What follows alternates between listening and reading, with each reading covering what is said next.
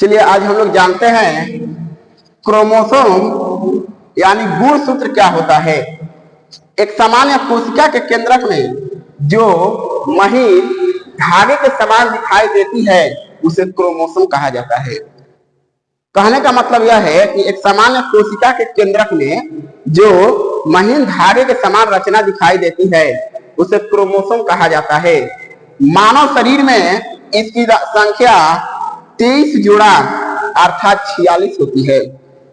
Chromosome मनुष्य के शरीर में 23 जोड़ा या 46 होती है जो इस आकार की होती है। क्रोमोसोम के सबसे ऊपरी भाग टेलोमियर कहलाता है।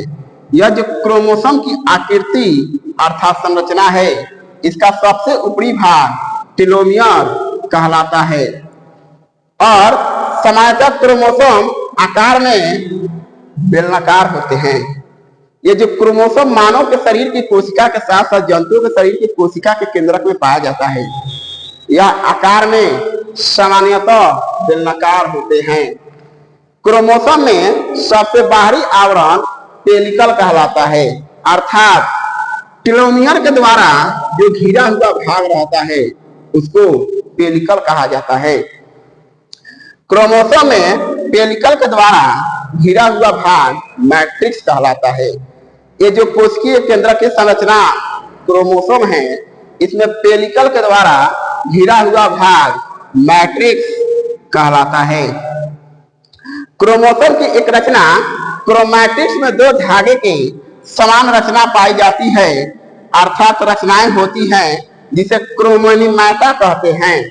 कहने का मतलब है क्रोमोसोम की एक रचना क्रोमैटिक्स में दो धागे के समान रचना होती है जिसे क्रोमैनिमेटा कहते हैं।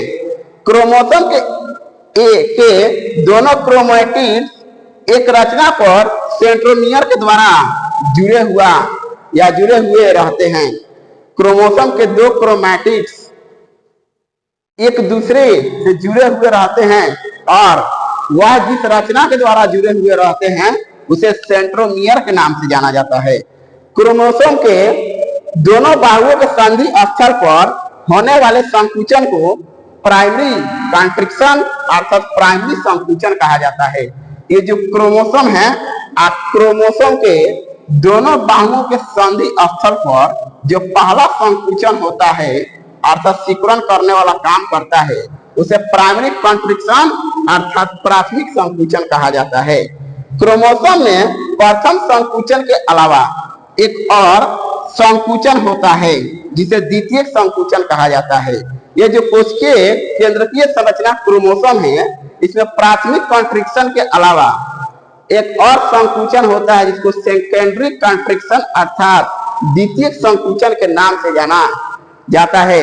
अब हम लोग ये भी जानेंगे कि किस जंतु में कितने क्रोमोसोम होते हैं अर्थात गुणसूत्र की संख्या कितनी होती है।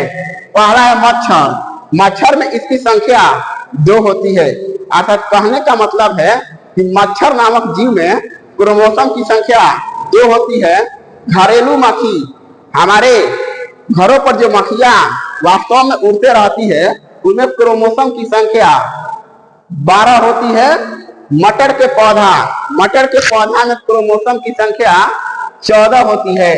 प्याज जो हम लोग के यहाँ सब्जियों में डाला जाता है उसमें क्रोमोसोम की संख्या 16 होता है।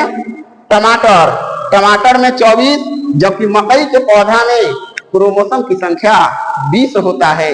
मेढक जो हम लोग यहाँ एक स्थलीय प्राणी जीव है पाया जाता है उसमें क्रोमोसोम की संख्या 26 होती है। नींबू जिसका उपयोग हम लोग गर्मी के दिनों में शरबत बनाने के लिए करते हैं इसमें सिट्रिक एसिड पाया जाता है अर्थात नींबू में सिट्रिक एसिड पाया जाता है जिसमें क्रोमोसोम की संख्या 18 से लेकर 36 या 18 और 36 हो सकते हैं।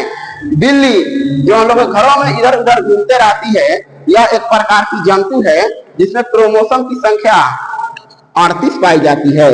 चूहा यह एक प्रकार का वह जंतु है जो हम लोग के अनाजों को नुकसान पहुंचाने का काम करता है उसमें क्रोमोसोम की संख्या 40 होती है। गेहूं यह एक प्रकार का ऐसा खाद्यान्न फसल है जिसके तहत हम लोग को यहाँ खाद्य पदार्थ के रूप में यूज किया जाता है और इससे रोटियां बनती है। इसमें क्रोमोसोम की संख्या 42 होती है। खरगोश एक प्रकार का जंतु है जिसमें क्रोमोसोम की संख्या 44 होती है। आलू आजकल इसका मार्केट में रेट 40 रुपए से 50 रुपए केजी है, जिसमें क्रोमोसोम की संख्या 48 पाया जाता है, अर्थात आलू में क्रोमोसोम की संख्या 48 होती है। तंबाकू में क्रोमोसोम की संख्या भी 48 ही होती है।